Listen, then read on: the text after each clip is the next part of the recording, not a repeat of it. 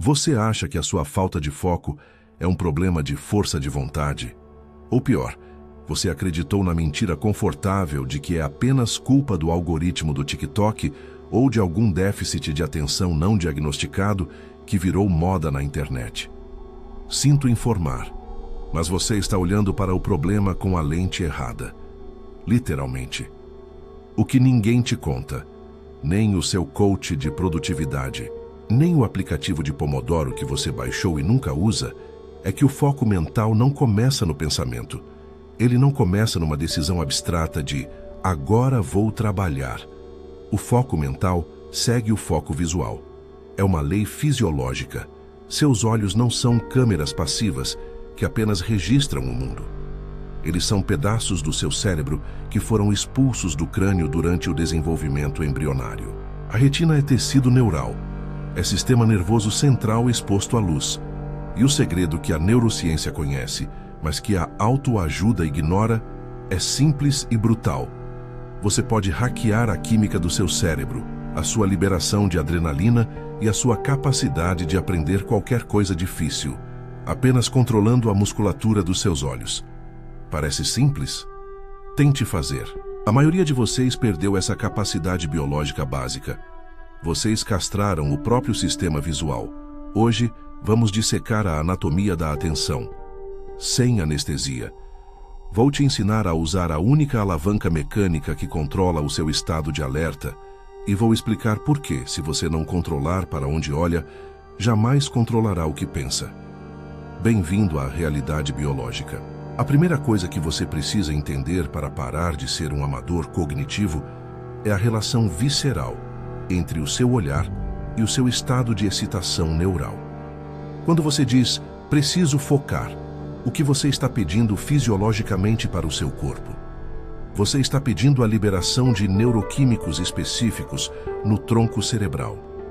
Acetilcolina para destacar o que importa e norepinefrina, basicamente adrenalina no cérebro, para te manter alerta. Sem esse coquetel não existe foco. Existe apenas sonolência ou distração. Agora, como você aciona esse botão? Você não consegue simplesmente dizer, cérebro, libere norepinefrina agora. Seu sistema autônomo não obedece a comandos verbais, ele obedece a comandos mecânicos, e o gatilho é a convergência visual. Preste atenção, porque isso é mecânica pura. Quando você foca em algo próximo, uma tela, um livro, um rosto, seus olhos precisam fazer um movimento chamado vergência. Eles giram levemente para dentro, em direção ao nariz. Ao mesmo tempo, dentro do globo ocular, o músculo ciliar se contrai para mudar a forma do cristalino e ajustar o foco. A pupila se contrai. Esse trio de movimentos não é apenas ajustar a imagem. É um sinal de guerra para o cérebro. Essa contração muscular envia um sinal direto para o locus coeruleus, uma estrutura profunda no tronco cerebral. E a mensagem é clara. Estamos mirando em algo. Prepare o organismo. O resultado? Liberação imediata de norepinefrina. O estado de alerta sobe. A fricção límbica aumenta. Você sente aquela agitação chata antes de começar a estudar? Aquele desconforto que te faz querer pegar o celular? Parabéns. Isso é a adrenalina funcionando. O erro grotesco que a maioria comete é interpretar esse desconforto como não estou inspirado hoje, ou tenho TDAH. Não. Esse desconforto é o pré-requisito biológico para o foco. É o motor esquentando. O foco visual estreito, o que chamamos de visão de túnel, é o gatilho para o foco mental. Mas aqui entra a tragédia moderna. O sistema foi desenhado para períodos curtos e intensos de caça ou trabalho manual detalhado, seguidos de descanso. O que você faz? Você mantém os olhos convergidos numa tela luminosa a 30 centímetros do rosto por 12 horas seguidas, mas sem a intenção cognitiva de foco. Você está com o motor visual acelerado, gerando estresse fisiológico, mas com a mente vagando em vídeos de gatinhos.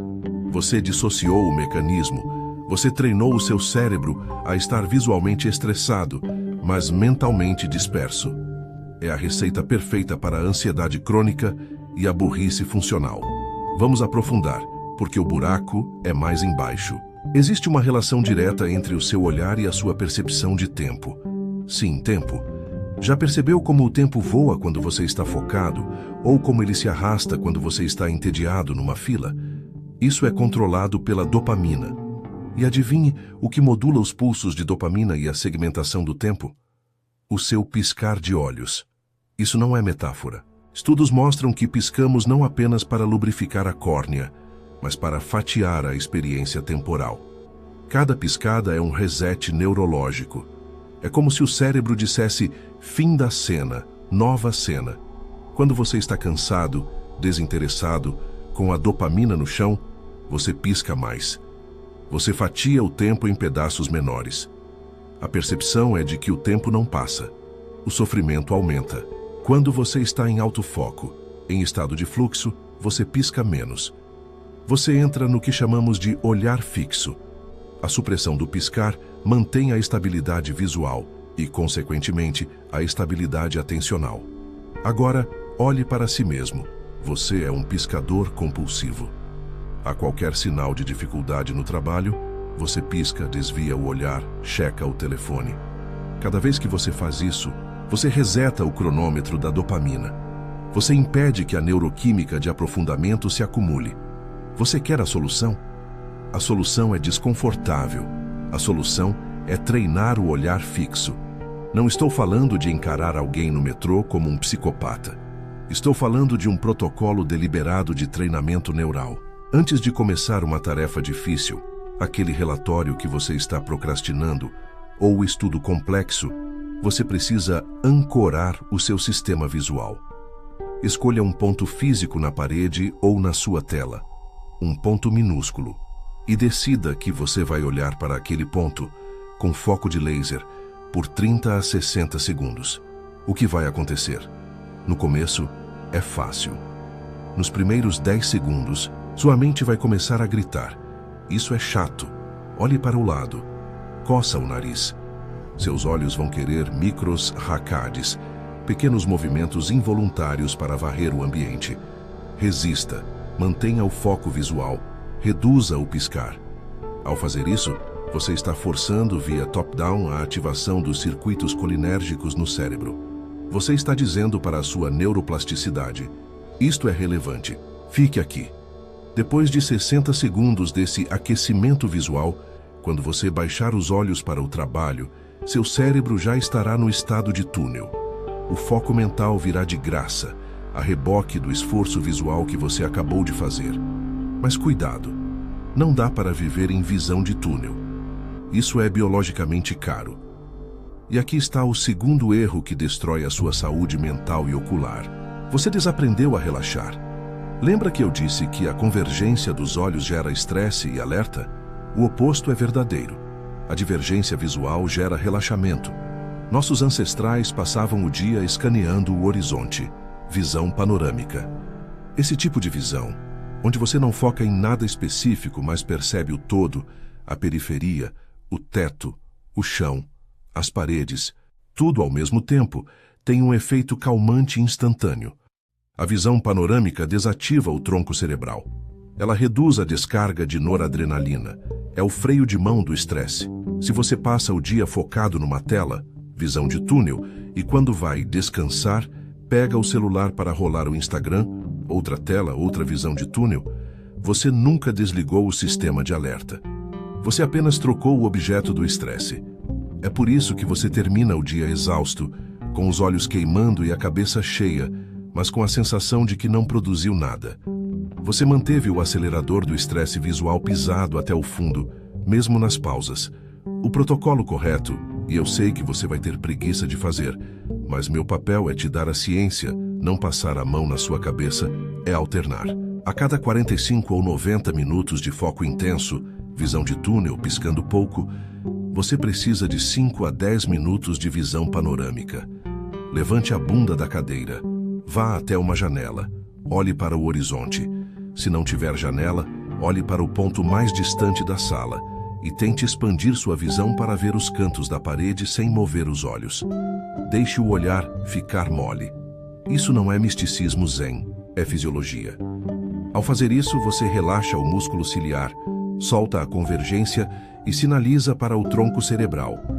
Estamos seguros. Pode baixar a adrenalina, recarregue a dopamina. Sem esse reset, o próximo bloco de foco será medíocre. E aqui chegamos ao ponto doloroso. A sua capacidade de foco não é uma característica imutável de nascença. É um músculo. E como todo músculo, se você treina errado, ele atrofia ou desenvolve padrões compensatórios bizarros. A geração atual está treinando o cérebro para o déficit de atenção. Toda vez que você está num elevador por 30 segundos e saca o celular porque não aguenta o tédio visual, você está treinando o seu cérebro para não tolerar a falta de estímulo. Você está matando a sua capacidade de sustentação visual. A ciência é clara. A neuroplasticidade, a capacidade do cérebro de mudar e aprender, depende de foco intenso seguido de descanso profundo. Se você não tem foco intenso porque está distraído e não tem descanso profundo porque está no celular, você não aprende. Você apenas se desgasta. Resumo da ópera cirúrgica de hoje. Primeiro, foco visual cria foco mental. Quer se concentrar. Comece olhando fixamente para um ponto por 60 segundos. Force o sistema a entrar no túnel. Segundo, piscar controla o tempo. Em momentos críticos, segure o olhar. Aumente a densidade da atenção. Terceiro, visão panorâmica. É o único descanso real.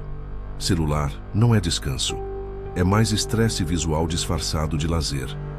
Aprenda a olhar para o nada. O seu cérebro é uma máquina de alta performance, mas você o está dirigindo como se fosse um triciclo de criança.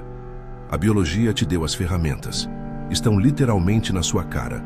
A pergunta é: você vai ter a disciplina de controlar seus olhos para dominar sua mente, ou vai continuar sendo um zumbi de notificação, com a visão periférica atrofiada e a atenção fragmentada? A escolha é sua, mas depois não diga que precisa de remédio. Você precisa de vergonha na cara e controle ocular. Até a próxima.